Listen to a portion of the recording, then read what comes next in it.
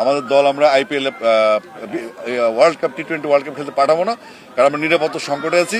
আমরা চাচ্ছি ইন্ডিয়া আমরা যাব না, তারপরে ভেন্যু যদি আইসিসি ঠিক করে যে বাংলাদেশে খেলা হবে বা শ্রীলঙ্কায় খেলা হবে সেটা অন্য ব্যাপার। আমি মনে করি মুস্তাফিজকে আইপিএল ডেকে নিয়ে যে অপমানটা করেছে এটা আমাদের জাতির অপমান করা হয়েছে।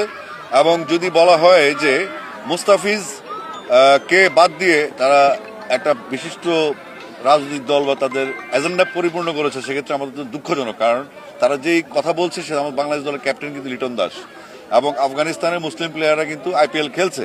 তো সুতরাং বলা যাচ্ছে, বোঝা যাচ্ছে জিনিসটা আসলে ধর্মীয় কোনো ইস্যু না, এটা হচ্ছে টোটালি বাংলাদেশকে যেভাবে চলে আসছে গত কয়েক বছর ধরে প্র্যাকটিসটা, সেই প্র্যাকটিসটা একটা অন্তর্ভুক্ত একটা ঘটনা।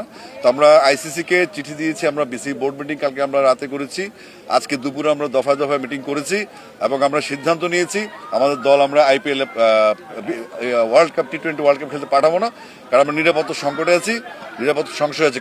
সেখানে আমাদের প্রচুর পরিমাণে মিডিয়া কর্মী থাকবে, আমাদের দর্শক থাকবে, আমাদের সংগঠকরা থাকবে, তাদের নিরাপত্তা একটা ইস্যু। এবং বাংলাদেশ থেকে বহু সন্ত্রাসী এখন ইন্ডিয়াতে পালিয়ে আছে, তো সেটা আমাদের জন্য নিরাপত্তার জন্য হুমকির কারণ। সাপোর্টার্স কখন কিভাবে হয়ে যায় আমরা জানি না।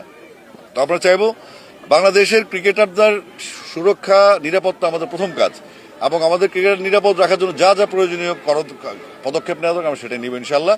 এবং আমরা আশা করছি না, আমরা কোনো ভেন্যুর কথা বলছি না, আমরা চাচ্ছি ইন্ডিয়া আমরা যাব না, তারপরে ভেন্যু যদি আইসিসি ঠিক করে যে বাংলাদেশে খেলা হবে বা শ্রীলঙ্কায় খেলা হবে সেটা অন্য ব্যাপার। কিন্তু ভারত না যাওয়ার সিদ্ধান্ত আমরা নিয়েছি, কারণ